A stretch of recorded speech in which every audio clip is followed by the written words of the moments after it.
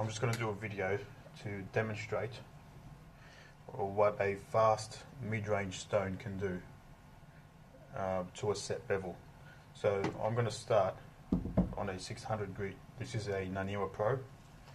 Now typically when I hone, I set a bevel on a 1K and then I go to a fast mid-range stone like this. So I don't generally advise going from a 600 grit to have a mid-range progression, but I'm just going to do this today for the purpose of this video, just to demonstrate how fast one of these can be. This is an old Beta frame back razor. It's got a jagged edge. I'm going to be working on it, but I'm just going to use it for the purpose of demonstration. So I'm just going to kill the edge or whatever's left on it. I'm going to go ahead and set the bevel.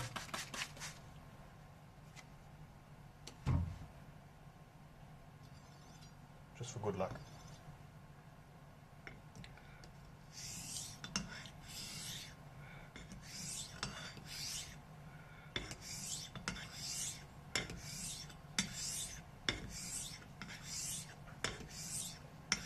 We're using a bit of pressure here.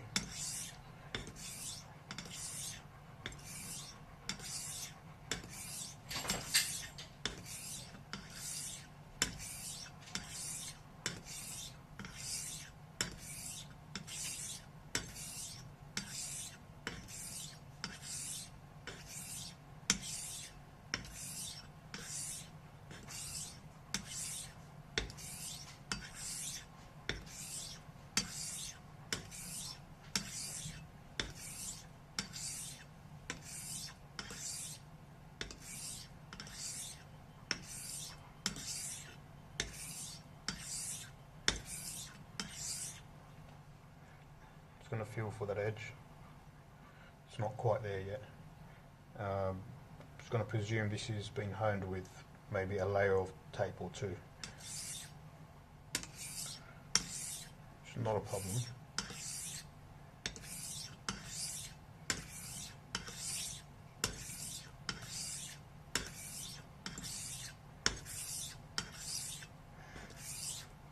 Now, one thing to watch out for on these frame backs: the spine of the razor is softer than the actual edge, so they've got like an insert. So this part here, this is the hard steel, this is the insert, and this is the spine. It's generally pretty soft and it's only there to accommodate the geometry of the razor. So generally I do recommend honing these frame backs with a layer of tape, otherwise you're just going to wear straight through the spine, as we can see here. We're already starting to do that.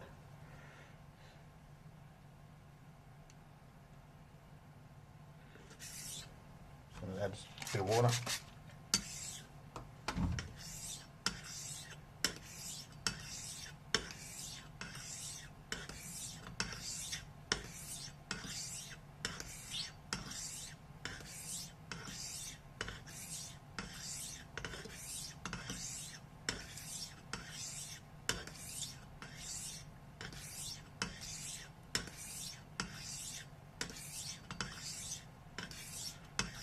You're probably thinking this sounds pretty rough.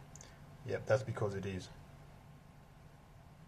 Alright, I'm confident the bevel's set, so I'm going to pause the video. Just going to go over to the microscope. Okay, so just going to get my microscope over the razor just to see what we're looking at. If I can get a focus. So we still have a jagged edge. This edge does need to be restored. Now normally I'd go to a 1000 grit after the 600 to get rid of those what appear to be microchips, but it's just a very, very rough edge, because that's what you get on a 600 grit stone. You can see the very deep scratches there.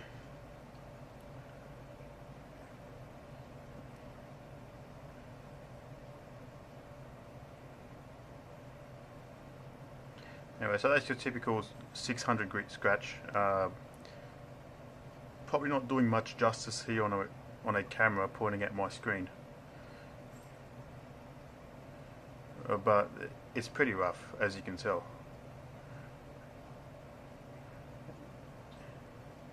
And knowing from previous experience, just from using this stone, that's, you know, sort of what I expected. Pretty deep grooves.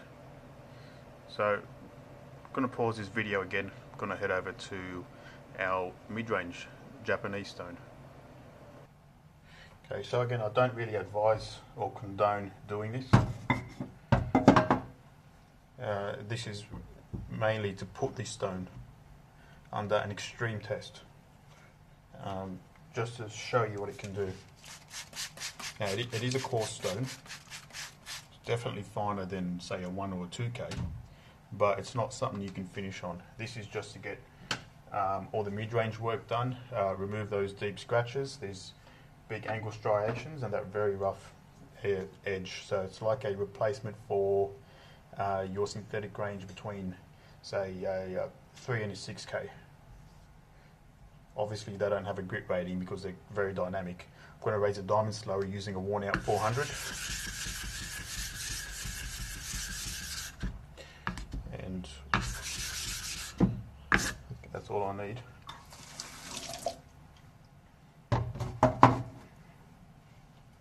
And obviously no grit range. This is going to start off pretty coarse. As we dilute and work through the slurry, it's going to get finer and finer. And because I'm jumping, from a 600 to this, which is quite a big jump, I'm going to glass the edge just to sort of kill it. So find some glass here, bottle of aftershave, spike, it's good stuff. So that's going to fold the edge. So now we've got, now nothing. So I've killed the edge by glassing it. We've got pretty heavy scratches on it. Let's see what this stone can do. So I'm just going to start off doing a few circles.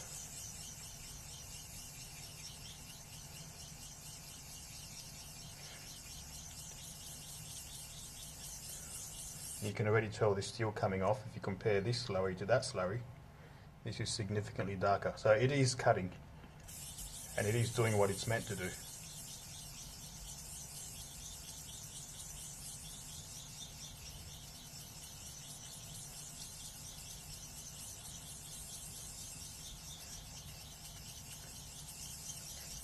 And this razor will make it a good test because the cutting edge is actually very hard steel. If I was to use something like, I don't know, like gold dollar or something that's really soft, it's kind of cheating because any stone would be able to get it to where it should be. So I've picked a challenging process with a challenging razor, and again, it's not something I would normally do. Just dilute it a bit. Just don't want it to get too dry. And we'll do some circles with lighter pressure. So I started with a little bit of pressure just to get it going. Now I'm using medium pressure. You don't have to do circles. You can do X strokes. You can do half strokes. You can do whatever you like. Can change to X strokes now. Now that slurry's gone pretty dark.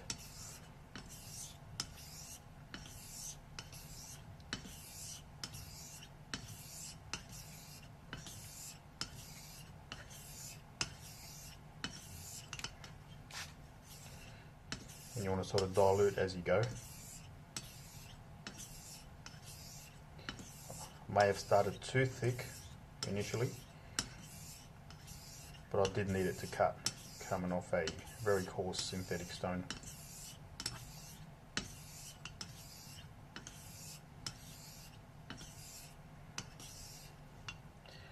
So as you can see, the slurry's turned very dark.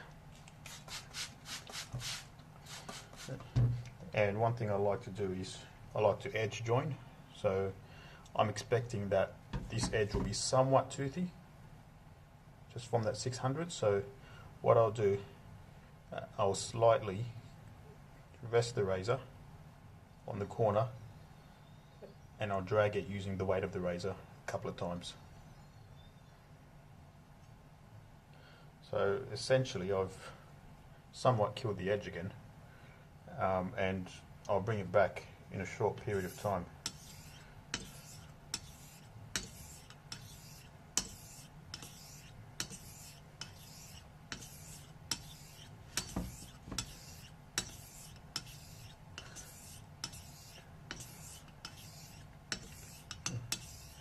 And I'm just doing normal edge strokes there. Wouldn't say I'm using a lot of pressure, but it's a bit more than the weight of the razor. And as you progress and as you dilute, you want to get lighter and lighter on your pressure. It's a part of reducing the granular progression, if that makes any sense. Now already this stone feels a lot finer than how we initially started, so that's one thing that's really good about Japanese naturals. They're very dynamic.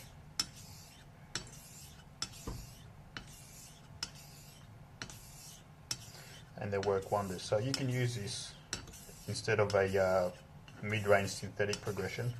You can also use it instead of your Mikau and Nagaras. So your white Nagaras, Botan, Tenju, Majuro. So again, diluting as we go and taking the pressure off. So I'm almost down to weight of the razor pressure. Now, this is not a tutorial on how to hone, this is just a demonstration on the capabilities of a fast mid-range Japanese stone. A Japanese natural stone, just to be clear. Now the slurry is watered down a lot and I'm basically going weight of the razor. And you're just going to dilute as you go. Super light strokes.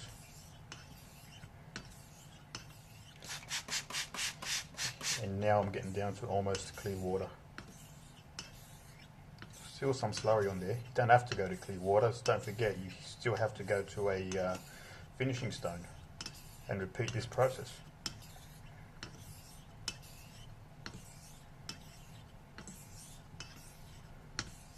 Alright, so I'm confident that we've brought the edge back and that we've removed all the 600 grit scratches. So again, let's head over to the microscope.